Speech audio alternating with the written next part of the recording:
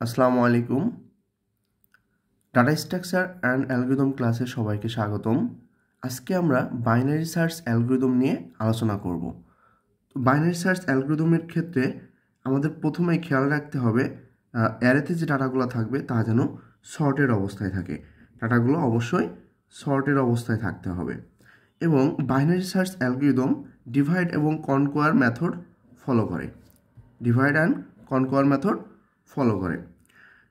Binary search অ্যালগরিদমের ক্ষেত্রে first কাজ আমাদের যে বাইনারি সার্চ অ্যালগরিদমের ক্ষেত্রে আমরা অবশ্যই প্রথমে মিড ভ্যালুটা নির্ণয় করব, মিড ইন্ডেক্স এবং মিড ভ্যালুটা নির্ণয় করব।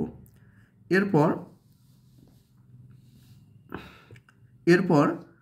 মিড ভ্যালুর সাথে আমাদের যে টার্গেট ভ্যালুটা দেওয়া থাকবে সেই টার্গেট ভ্যালুর সাথে মিড ভ্যালুর কম্পারিজন করব।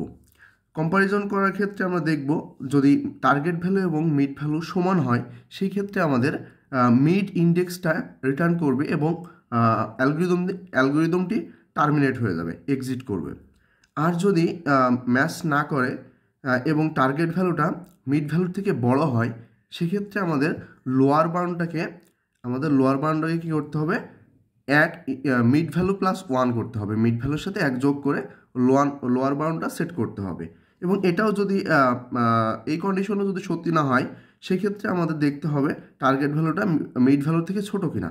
অবশ্যই ছোট হবে, সেই ক্ষেত্রে আমাদের আপার বাউন্ডটা কী করতে হবে, মিড ভ্যালু থেকে 1 বিয়োগ করে আপার বাউন্ড সেট করতে হবে।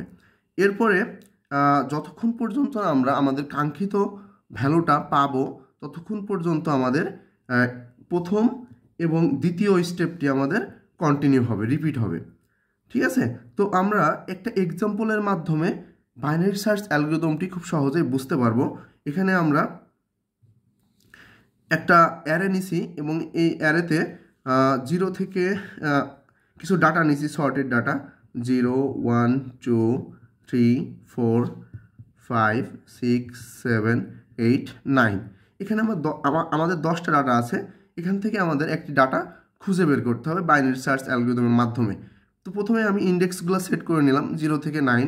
এখানে আমাদের লোয়ার বাউন্ড হচ্ছে 0 এবং আপার বাউন্ড হচ্ছে 9। এবং আমরা টার্গেট ভ্যালু একটা ধরলাম টার্গেট ভ্যালু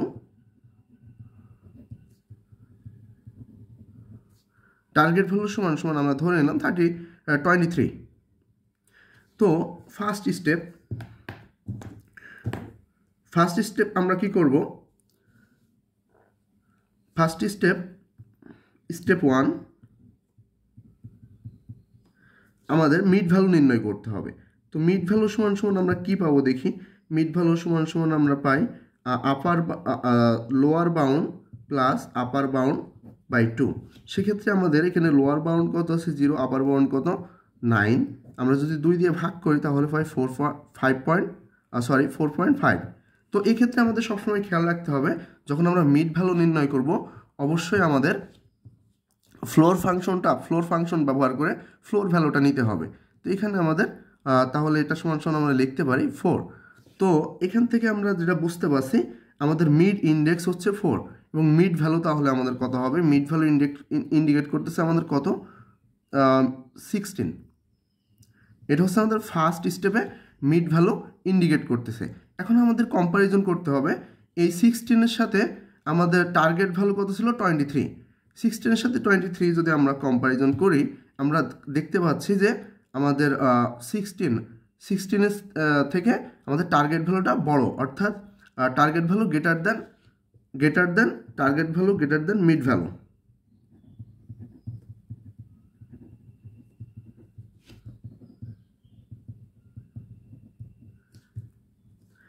এরকম যদি হয় তখন আমরা কি করব, তখন আমরা লোয়ার বাউন্ডটাকে মিড প্লাস 1 করব, মিড প্লাস 1 দ্বারা রিপ্লেস করব। এবং এটা করার পর কি হবে, আমাদের 1 এবং 2 নম্বর স্টেপ আবার রিপিট হবে, অর্থাৎ আমরা স্টেপ 2-তে চলে যাব।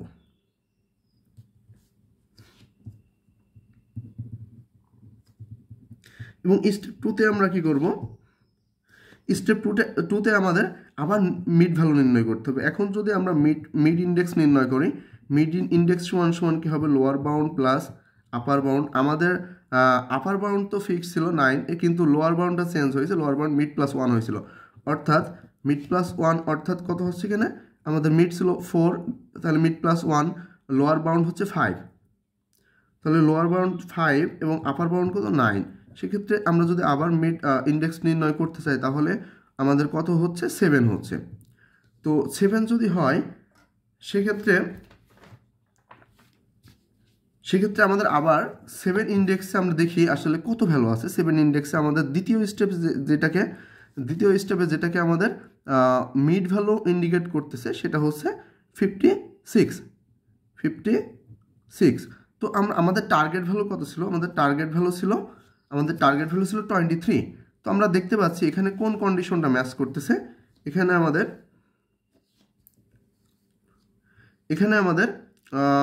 টার্গেট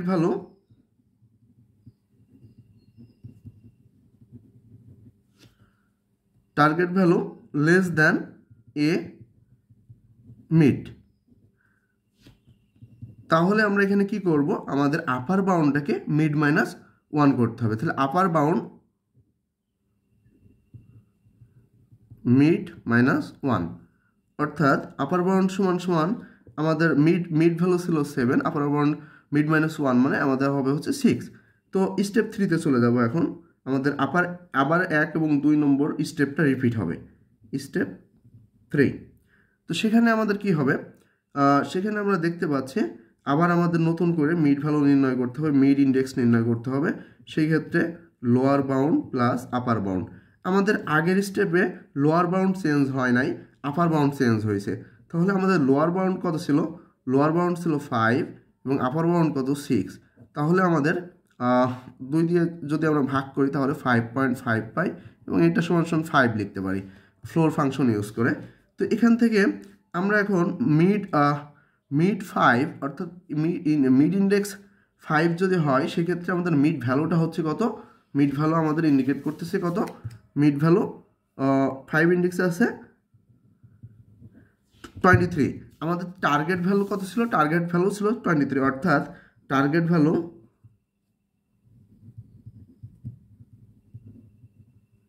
সমান আমাদের মিড ভ্যালু। এখানে যেহেতু আমাদের টার্গেট ভ্যালু এবং মিড ভ্যালু ম্যাচ করছে, অর্থাৎ এখান থেকে আমাদের মিড ইন্ডেক্সটা রিটার্ন করবে,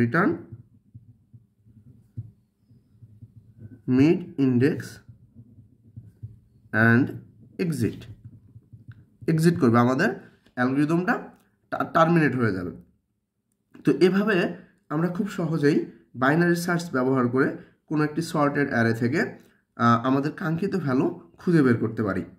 তো বাইনারি সার্চ অ্যালগরিদমের কমপ্লেক্সিটিটা আমরা একটু দেখব। বাইনারি সার্চ অ্যালগরিদমের complexity, time complexity, big O log n এবং স্পেস কমপ্লেক্সিটি আমাদের কি আছে? Space complexity big O 1 constant iterative মেথডের ক্ষেত্রে, প্রসেসের ক্ষেত্রে। আর যদি আমাদের রিকার্সিভ হয় সেই ক্ষেত্রে আমাদের কি হবে? Big O log n. এরপরে আমরা দেখব বাইনারি সার্চের অ্যাপ্লিকেশন কোথায় আমরা বাইনারি সার্চ ব্যবহার করে থাকি। তো বাইনারি সার্চ আমরা ব্যবহার করব যখন আমাদের ডাটা সাইজটা অনেক বড় থাকবে। ছোট সাইজের ডাটার ক্ষেত্রে আমাদের লিনিয়ার সার্চই বেটার, বাট যখন অনেক বড় হবে ডাটা সাইজ, সেই ক্ষেত্রে আমাদের বাইনারি সার্চ অ্যালগরিদম ইউজ করাটা ভালো। সেক্ষেত্রে আমাদের খেয়াল রাখতে হবে অবশ্যই ডাটাগুলো যেন সর্টেড অবস্থায় থাকে, কারণ সর্টেড অবস্থায় না থাকলে আমরা বাইনারি সার্চ করতে পারবো না। সবাইকে সাথে থাকার জন্য ধন্যবাদ।